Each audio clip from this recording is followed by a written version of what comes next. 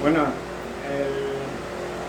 las semanas pasadas estuvimos viendo una serie de predicaciones en donde estábamos hablando acerca de Jesús en esta idea como un rey, y que obviamente pues el ser cristiano significa que pues, le estamos jurando lealtad a Él, y por lo tanto pues tenemos que hacer lo que Él nos dice.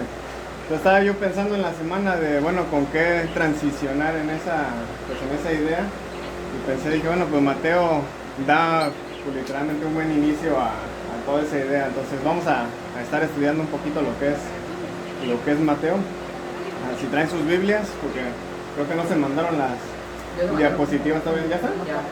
Bueno, si tienen ahí su WhatsApp, ahí se mandaron las diapositivas. Entonces empezar. Mateo 1 vamos a estar. Uno por completo. Si no tienen las diapositivas, ahí en Mateo 1. Y empiezo yo leyendo el primero, y si quieren nos vamos así, en círculo, para que no me canse tanto la voz porque está largo el capítulo. Terminando de leer, Chive lo va a explicar. Ya se quiere ir conmigo.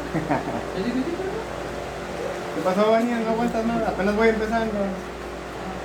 Tu mamá por lo menos se duerme a los 5 minutos. ¿Qué dices? Mateo 1, vamos a estar. Vamos a ver qué tan buenos somos leyendo nombres raros. Va el trabalenguas aquí. Yo no sé leer. Si no, los raros, Yo empiezo, Mateo. Genealogía de Jesucristo. ¿Listos? Ya, Belén ya se saltó. Vamos para allá, ¿no, Mario? Leo yo el primero, y luego está el segundo, y así los que puedan leer, hasta dar la vuelta.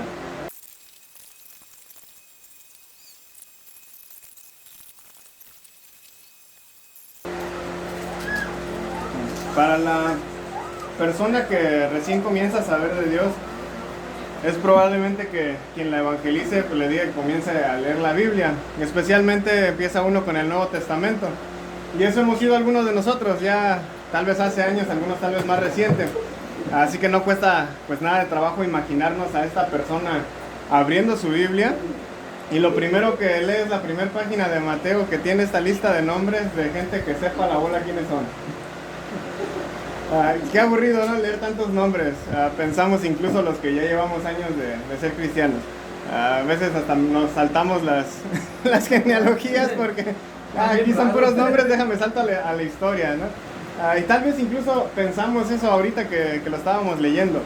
Pero es importante que no pensemos que el leerlos es un desperdicio de tiempo. Hay cosas importantes dentro de esa genealogía. De hecho, para muchas culturas antiguas, e incluso algunas actuales, y ciertamente de la cultura de los judíos, saber de dónde vienes es algo que te da identidad. Esta genealogía, digamos, era como tocar tambores y trompetas anunciando que después de tantos años, por fin el rey ha llegado. Esa es la introducción que nos está dando Mateo con todos estos nombres. De hecho, la palabra genealogía viene del griego génesis. Entonces esto nos sugiere, en este caso Mateo nos está sugiriendo, pues que el destino de la creación de Dios está en manos de la vida de este Mesías que están haciendo, de este Jesús. Al identificar a Jesús como el hijo de David y como el hijo de Abraham, Mateo está testificando hacia la fe de Israel y enfatiza la fidelidad de Dios a Abraham, a través de quien le prometió pues bendecir a todas las naciones. La respuesta de Dios a la historia pecaminosa de la humanidad que vemos ahí en Génesis 1 al 11 fue llamar a Abraham a salir de su país y ser padre de esta nueva gente, de este nuevo grupo. Si se dan cuenta, la genealogía no está necesariamente en orden. Mateo menciona, por ejemplo, primero a David y después a Abraham, cuando pues en realidad eso debería estar al revés. Abraham fue muchísimos años antes que David. La mayoría de judíos, pues tal vez al contar la historia de sus antepasados, pues comenzarían con Abraham, y solamente pocos trazarían su genealogía hacia el rey David. Y esto es a propósito, lo que está haciendo Mateo, para resaltar lo que va a ir diciendo durante todo el Evangelio. Al identificar a Jesús como el hijo de David, Mateo nos está preparando para conocer a Jesús como el rey, como un rey que va a terminar siendo crucificado. Durante la mayor parte del tiempo después del exilio de Babilonia, que nos lo menciona aquí la genealogía, Israel ya no había funcionado como una monarquía. Los reyes y las reinas que habían tenido en los últimos 200 años, antes de lo que era el nacimiento de Jesús, no eran descendientes de David. De hecho, Herodes el Grande, que es a quien vamos a conocer más adelante, él no tenía sangre real, real de realeza, ¿no? De que si era real o de veras. Específico, porque ya los conozco. No tenía sangre de reyes, pues, para más fácil. Ni siquiera era completamente judío, Herodes. Era simplemente un comandante militar oportunista a quien los romanos hicieron rey sobre Judea para su propia agenda política de ellos. Aunque hubiera algunos de entre los judíos que pues tal vez descendían de la ley, así que de la línea de los reyes, no se iban a atrever a contar esta historia porque hacerlo era meterse en problemas políticos. O sea, lo que menos querías era que Herodes se enterara que tú estabas presumiendo que eras parte de la familia de reyes.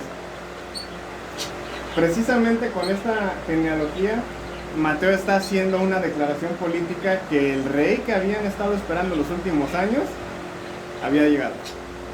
Acaba de nacer. Abraham es el padre a quien Dios le hizo grandes promesas. A sus descendientes pues, les dio lo que era la tierra de Canaán, y las naciones iban a ser bendecidas a través de su familia. David era el gran rey a quien Dios le hizo promesas de un futuro heredero que sería, en este caso, señor o rey de todo el mundo. El exilio babilónico, que fue pues, ahora sí que un tiempo bastante negro en su historia de ellos, fue un tiempo en el que, como dice el teólogo Tom Wright, parecía que todas esas promesas que se le habían hecho a Abraham y a David se estaban ahogando en el mar de pecados de Israel y del juicio de Dios. Era un tiempo en el que ellos pensaron, esto ya no va a pasar. Nos está yendo tan mal por el pecado que hicimos, simplemente Dios ya nos abandonó. Pero los profetas del exilio prometieron que Dios iba a restaurar al pueblo de Abraham y a la línea real de David. Muchos cristianos a veces vemos esta genealogía pues como el inicio de la exploración de quién fue y quién es Jesús, y ya después nos la saltamos, ¿no? Pensamos que lo único que importa es eso y ya, y pues hay que seguir con la historia de Jesús, sáltate los nombres raros. Pero esto es limitar lo que está sucediendo en esta genealogía. Lo que Mateo quiere que sepamos es que a pesar de los problemas que Israel ha, en este caso, pasado, especialmente en el tiempo de Babilonia, que Dios de todas maneras había estado trabajando entre ellos, precisamente para traer a ese rey. Si todas estas personas en esta lista no hubieran sobrevivido, la línea de Jesús queda cortada ahí. Entonces Dios había estado trabajando durante todos esos años. Pero este rey es diferente a cualquier tipo de rey. Hablemos de política un momento, porque pues, es importante para entender lo que Mateo nos va a comenzar a decir ahí en este evangelio. En sus mentes piensen lo siguiente: ¿qué tipos de personas buscan el poder político en el mundo? ¿Qué atrae a la gente a apoyar a cierto candidato? ¿Qué atributos muestran al público los políticos? Ahora imagínense siendo algún judío del primer siglo viviendo en Palestina ocupada por los romanos, y piensen qué buscarían ustedes en un rey judío. Si comparamos las respuestas a esas preguntas con el Jesús que vemos en la Biblia, probablemente nada que ver. ¿Qué tan diferente es Jesús de los políticos? ¿Qué tan diferente es de lo que un judío hubiera esperado del rey que vendría a liberarlos? Para empezar, pues nadie se imaginaría que la forma en que este rey vendría a liberarlos, pues iba a ser crucificado por los romanos, que era el enemigo principal. Están esperando que llegue un rey que vaya a conquistar a los romanos, no que se deje colgar en una cruz por ellos. Así de diferente es Jesús. Mientras que el mundo está buscando poder para cambiar al mundo, Jesús vino a sacrificarse por el mundo. Mientras que el mundo utiliza violencia para lograr esos cambios, Jesús cambia los corazones para lograr esos cambios. Son un contraste, son una oposición, ¿sabes? Algo completamente distinto a lo que Jesús es, a lo que cualquier político, tanto de su tiempo como de nuestro tiempo, como de los que van a venir. Dado que Jesús es el rey, debemos entender entonces que también Él tiene otro tipo de política muy diferente a la política del mundo. una política alternativa. Una lectura correcta del Evangelio, bueno, en general de toda la Biblia, porque ahorita como vamos a estar estudiando Mateo, me refiero a nada más el Evangelio. Una lectura correcta de Mateo requiere que quien lo lea sea conformado hacia esa comunidad, que tomemos esa forma, que realmente nos amoldemos a esa comunidad de lo que Dios quiere, que es en este caso la iglesia. Una comunidad en la que pues, la política fundamental es el autosacrificio por otros. No es el buscar poder, es el buscar servir, es el buscar cuidar. Mientras que Herodes buscaba mantener su poder político, en este caso matando a otros, el cristiano, así como Jesús, se va a sacrificar por el bien del prójimo. La iglesia entonces debe de ser una alternativa política a la política del mundo. Cuando hablamos del carácter político de Jesús, el hijo de David, el hijo de Abraham, como lo pone aquí Mateo, no podemos separar lo que es su persona de su trabajo. ¿A qué me refiero con esto? Muchas veces la gente toma las enseñanzas de Jesús y las separa para acomodarlas a su propio gusto. Mucha gente separa, por ejemplo, sus creencias políticas de sus creencias religiosas, sabiendo aún que ninguna de las dos son compatibles, o que incluso pues, son contradictorias. Una lectura correcta de Mateo no nos va a permitir separar una cosa de la otra.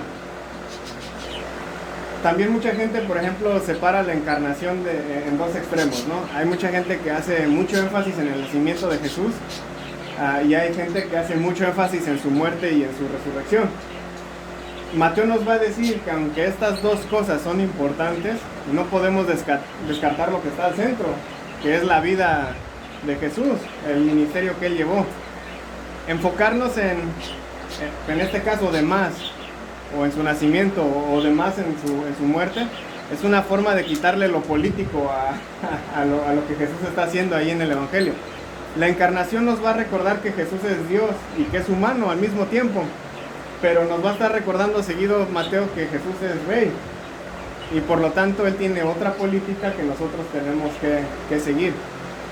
La estructura del Evangelio de Mateo, la narrativa de la vida de Jesús, es una indicación del tipo de política requerida para el reino que Jesús está proclamando. Y el tipo de política pues, que los ciudadanos de ese reino, como nosotros, debemos de seguir. Y es precisamente en la genealogía de Jesús que vemos cómo está formada gran parte de su política.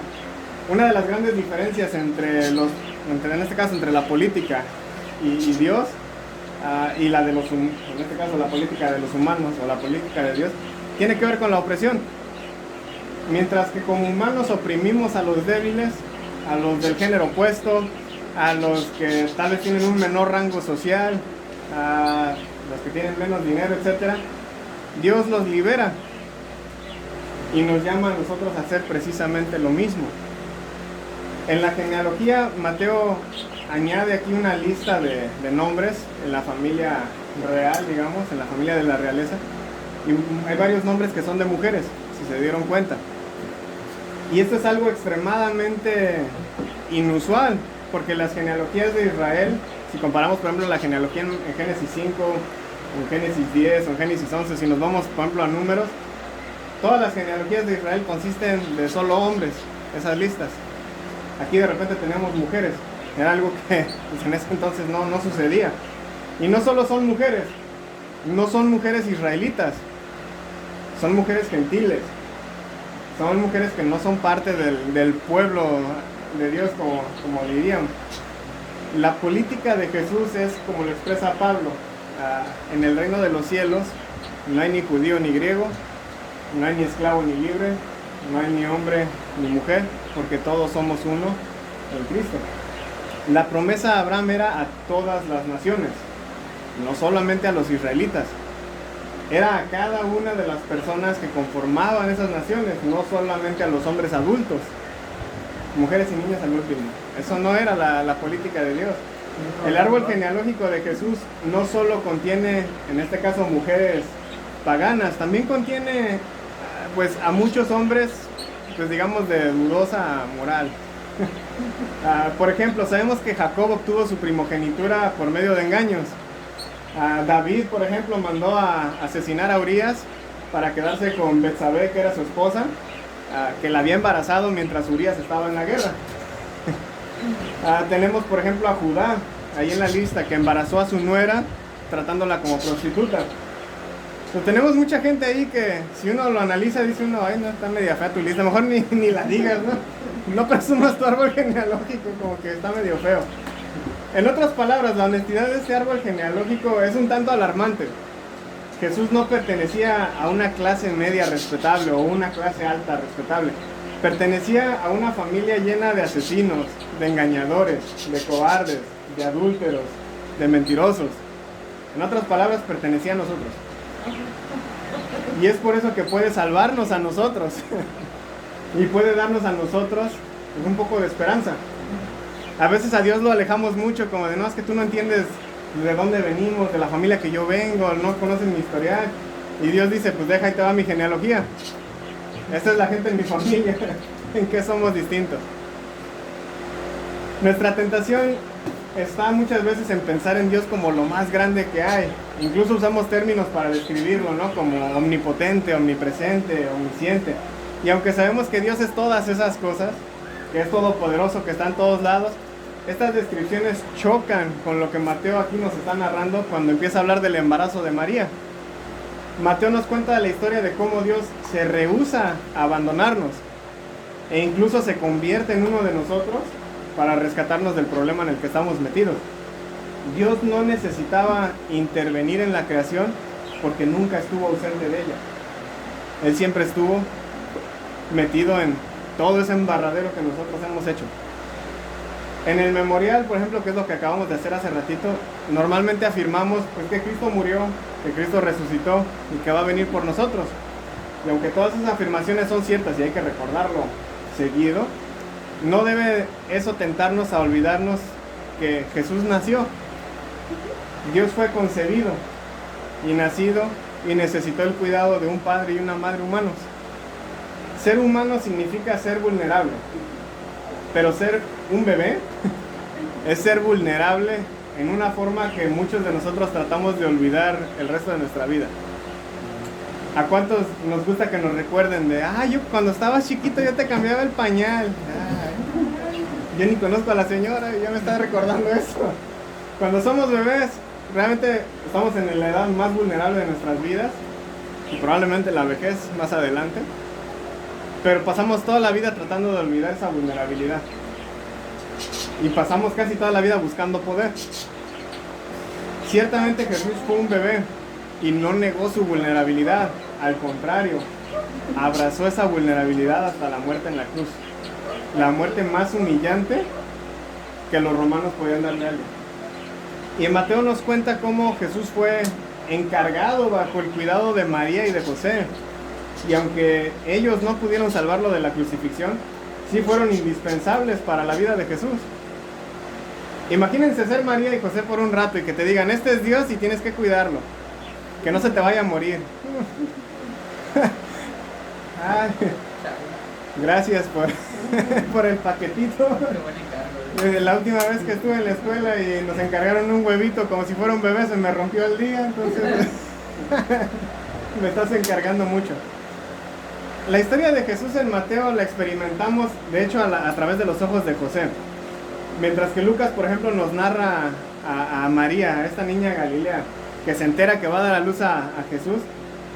Aquí, si se dieron cuenta, no está esa parte de la historia. Aquí nos pone la perspectiva de José. Mateo nos narra a un José que de pronto descubre que su prometida está embarazada. Pónganse en su lugar un ratito.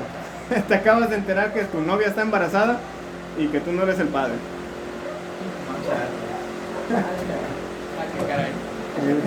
Carlos, déjale hablar a mi mujer, ¿qué onda? ¿Qué pasa?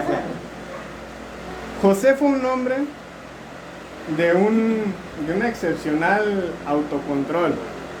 Pudo haberse dejado llevar por celos. Pudo haberse dejado llevar por ira en contra de María. Pero en su lugar, no queriendo causar problemas a María, al exponerla a la vergüenza pública, planeó mejor abandonarla discretamente. José se negó a actuar conforme a la ley, porque la ley lo hubiera dejado a él quemarla enfrente de todos. Él prefirió negar la ley, en este caso, y optó en su lugar actuar de una forma en la que incluso el mismo Jesús más tarde iba a ejemplificar con su actitud hacia los pecadores. En lugar de quemarlos enfrente de todos, buscar una manera de hacerlos sentir mejor, de traerles aunque sea un poco de descanso. A José también se le concede el honor de nombrarlo Jesús.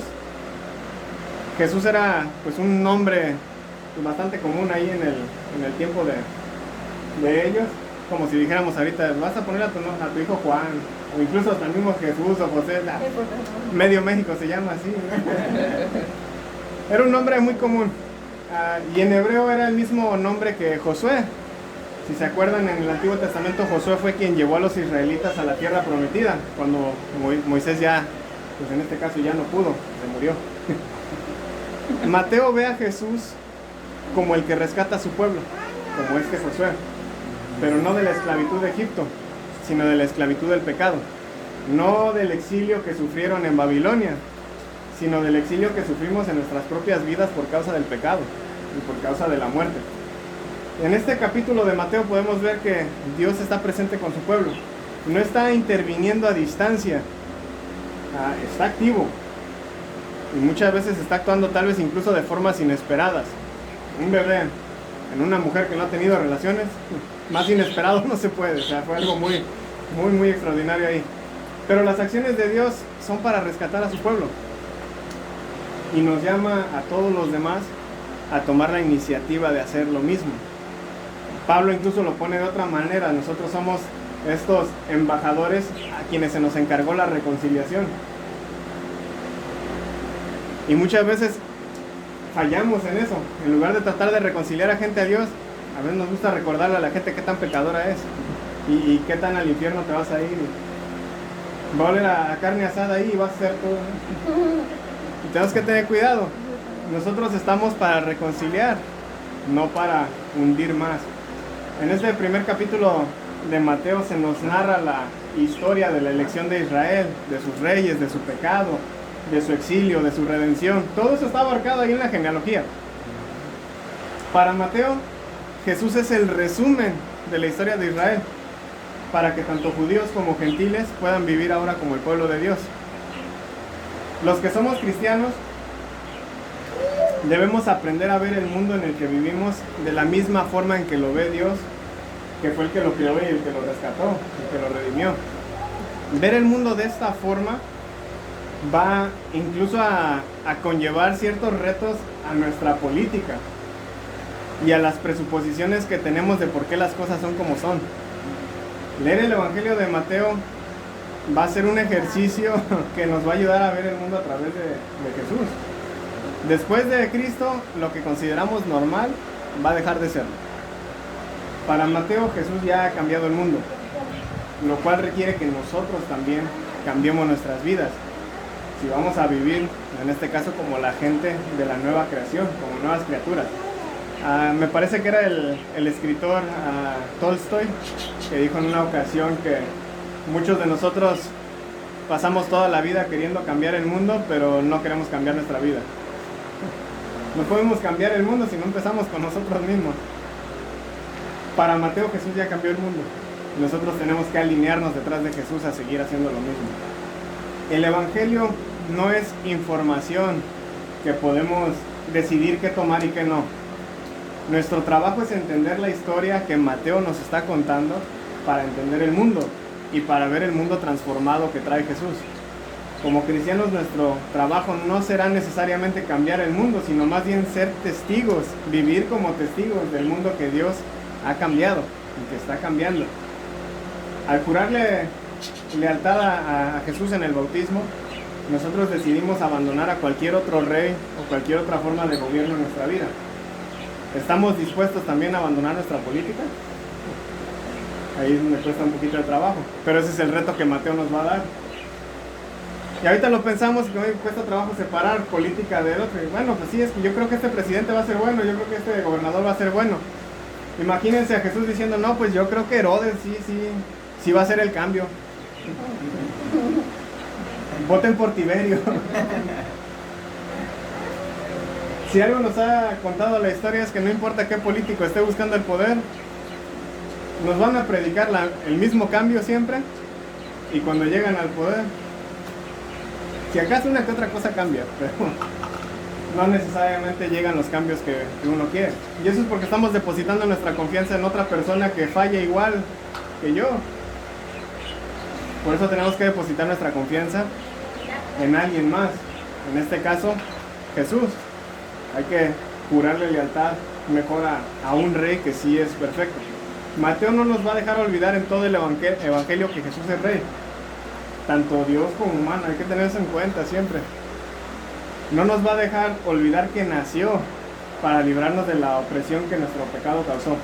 No nos va a dejar olvidar que Dios cumple sus promesas.